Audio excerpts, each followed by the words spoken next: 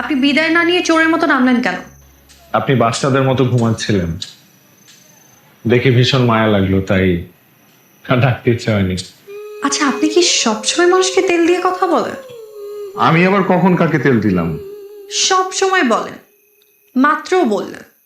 আবার আজকে সকালে যেমন দাদিমাকে বললেন সুচিত্রা সেন। আমার ওনাকে দেখে সুচিত্রা সেনের মতো লেগেছে, তাই বলেছে।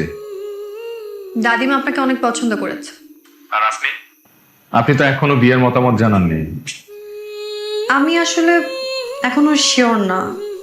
আমার 2টা শর্ত আছে। আপনি যদি আমার 2টা শর্ত মেনে নেন, তাহলে আমি ভেবে দেখতে পারি। আমি আপনার সব শর্ত মেনে নেব, বলেন। এখন না, লিখে জানাব। হ্যাঁ, তাহলে টেক্সট করেন। না, এখন না। একটু আগে আমার শর্ত দুটো একটা কাগজে লিখে খামের ভিতরে রেখেছি। কাল যখন আপনার সাথে দেখা হবে, তখন খামটা দিব, তখন পড়ে দেখবেন। কাল আমাদের দেখা হচ্ছে? কাল দেখা হচ্ছে। ঠিক আছে, কখন?